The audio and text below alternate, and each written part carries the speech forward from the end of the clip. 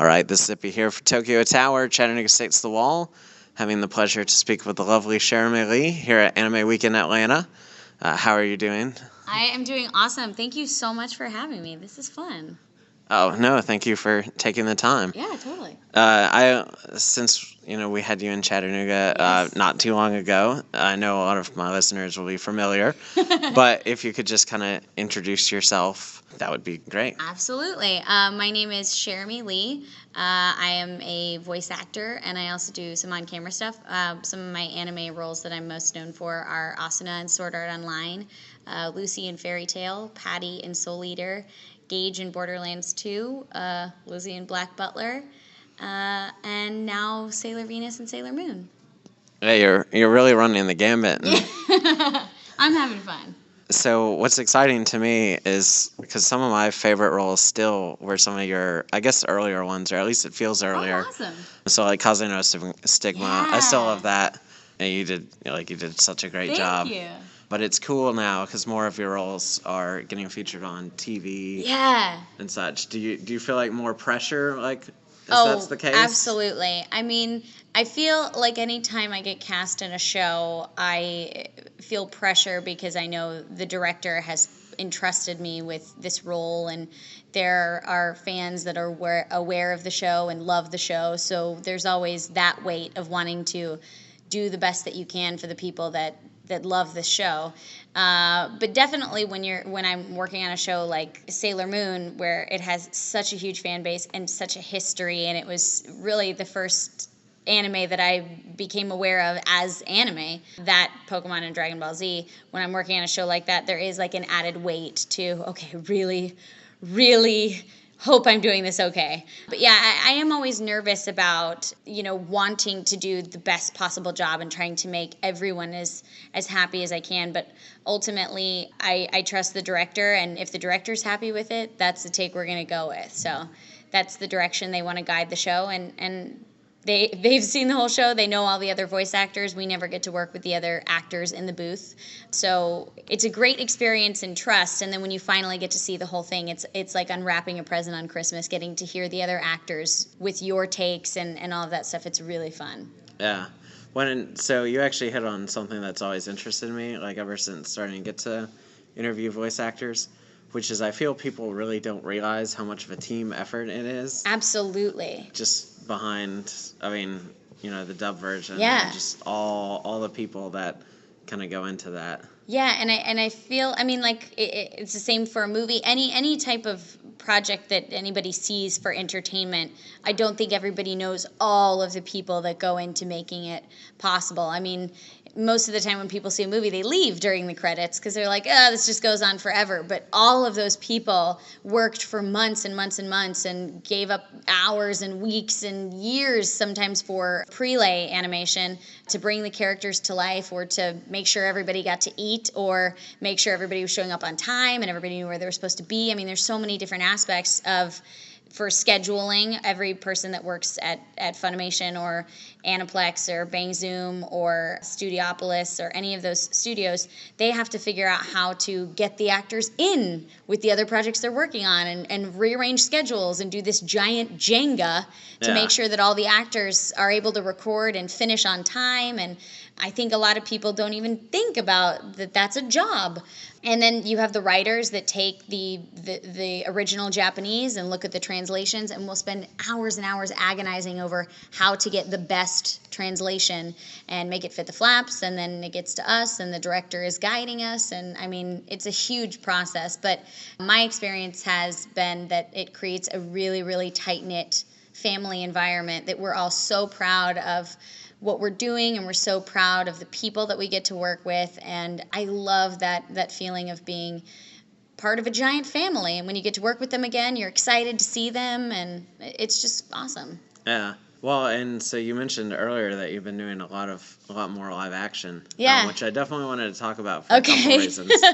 But so do you feel like so you're saying that kind of translates to that while, like, in a studio booth, I guess some of it, you're not working as directly with the other actors, but maybe like live action, since obviously you're working with most everybody in the scene. Absolutely. Yeah, it's a little different, and it's kind of fun. You get to actually see the people that you're working with, whereas sometimes for anime, the only times we get to see the other actors is when we see them at conventions, and we'll meet each other and say, "Hi, you've played my dad like 30 times. It's so nice to meet you." But for a film, we have to get to know them. I mean, if there's like a crazy scene where you have to kiss somebody, obviously you get to know them very well and very quickly, and that's weird. Yeah. So that's definitely different. But oddly enough, the dynamic, I haven't found that I'm closer with actors that I've worked with on camera versus actors that I've worked with on voiceover. I feel like I'm equally good friends with both people. I mean, for anime, I've worked with the same actors on so many different shows. I've known them for years. And while I'm working with someone on a film, I see them every day for a month or 3 months, and then I might not see them again for a year and a half. So it's different, but they're equally great friends. Well, you're a very friendly person, so I feel like that naturally. Well, thank you. That would probably play out. But I like people. So that's good. That's kind of an important thing, I think, in your job. It is. I have to be willing to tell people stories, and I'm excited to tell people stories. So I guess I might as well like people. Yeah. Might work out better that way. Yep. So I wanted to mention specifically with live action, it was really fun. I forgot where you were posting, but that you were going to be on Bones. Yeah. And I don't want to give away that episode's ending, totally. Except to say, like, we were. Like, my friends and I, you know, who got to help you when you came to Anime Blast, we were, like, watching it together. I don't remember if we were at a convention or whatnot, but we were, like, we wanted it to go a very specific way. Yeah, totally. So. That was fun. That was a very fun experience, and I've watched Bones for years. So getting to be on the set and be in all of the different sets in the interrogation room, watch the walls go up and the walls come down and see all the cameras move around. I mean, the sets are insane, and every wall is movable. The walls can be removed so the cameras can be in all these different angles, and you would never know that. They look like crazy, intense sets. I mean, that was a really fun experience. Yeah. And then just getting to work on the Fox lot and getting to meet all of the actors that you're used to watching on television for years and years, and they're so sweet. So it was a very fun thing. So when I kind of assumed like something like that would be shot, like you're saying, with sets and pretty coordinated, but sometimes just, I mean, the nature of the way they do that show, you know, they'll go anywhere. So I was kind of curious. I'm like, okay, who did she get to meet by being in these scenes? Yeah. Like, is it, again, like going back to the voice booth? Is it maybe these people weren't there because they didn't need to? I think I definitely met Booth and Bones because I worked with them. And then the actor who played my father in the series was actually the actor who played the father on Secret Life of the American Teenager. Mm-hmm. So they were all there, and that was awesome. And I don't think that I met some of the other series regulars just because they were not working on the day that I was there, or as soon as I was wrapped, I was kind of done for the day.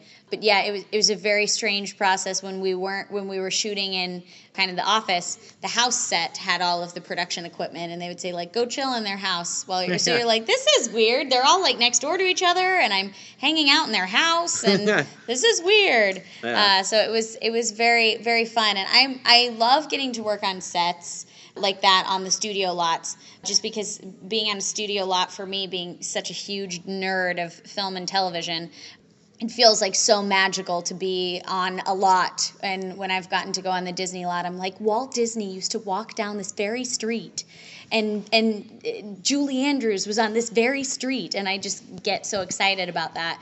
But when I have been working on projects, working in Texas or in Pittsburgh earlier this year, everything was on location. So we didn't have walls that moved in these really cool, grandiose sets. So that was a really fun change for me, getting to be in a studio and knowing like these could disappear 2 weeks from now, and they'll put something else here that's so weird. Yeah. So that's pretty cool. Yeah. When I know you're like, because you're doing some more recent live action stuff too. Can you speak to any of that? Like, yeah, I worked on Shameless last year, and then I recently in February shot Not Cool, which is a broad teen comedy with Shane Dawson, and he also directed it. And that's in association with The Chair, which is a series on Stars. Mm-hmm. And it's sort of like Project Greenlight in that it's documenting 2 films being made from the same source material. And both directors, Shane and Anna, were given the same script, and they said, you can change it up, and we want to see 2 different movies. So it was cool. I was in Pittsburgh for a month, never driven in snow, and suddenly I'm driving around all over the place in snow. And yeah, that was a fun thing. But that just came out, I think, last week on Thursday, and so it's on iTunes, and it was in theaters in LA last week, and it's in theaters in New York this week. So it's very fun. Yeah, it was funny because I'd read a write-up on it because the 2 directors thing seemed really interesting, and that's kind of, I guess, like that this particular critique was really focusing on is like just that idea in general. But then I saw the poster, and I'm like, I know who that is. That's awesome. Yeah, it was a crazy experience. I've never worked on a comedy before. Most of the time I'm crying and, dealing with a whole lot of drama on television or saying hurtful things to people. I don't know why I get cast as that, but it sure is fun.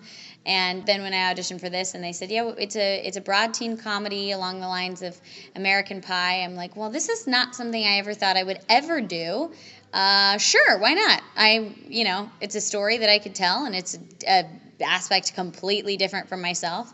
And I think there were a couple days where I'm like, can I do this? This is crazy. I don't know if I can do this.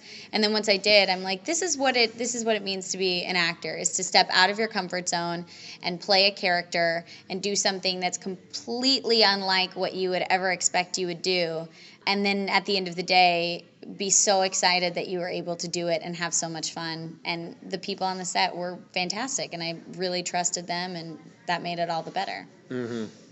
So this is kind of, I don't know if I'm phrasing this 2-part or not, but mentioning produced related to American Pie. Yeah. And then kind of just other shows that you've watched, like you said, with Bones, and wanted to do. You could easily take the American Pie, Orange is the New Black route. That would totally be do that. Awesome.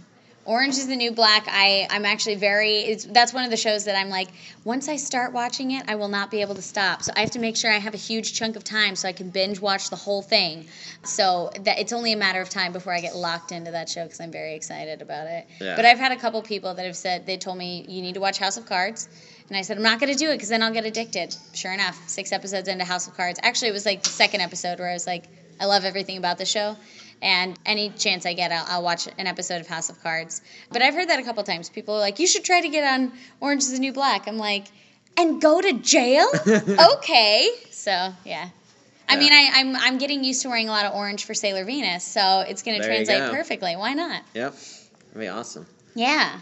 Well, I don't want to take much more of your time. No worries. Is there just, I guess, any final thing that you're working on that you do want to promote now? Yeah, I mean, I guess Not Cool being out, and The Chair being on Stars, and then I have a film with Sean Astin and Tim Curry, which is an animated cartoon feature film that I guess will be out later this year, and that was really fun. It's called Ribbit.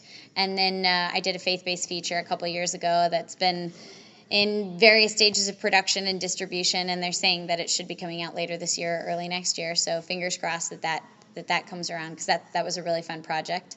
And then working on Sailor Moon and working on more Fairy Tale, and then I have a couple of other projects that I'm not allowed to talk about right now. But I got to work on La La Loopsy Girls, Welcome to La La Prep, which is the La La Loopsy series kind of grown up, and I got to watch that on Nick Jr., which was really fun. I played Peanut.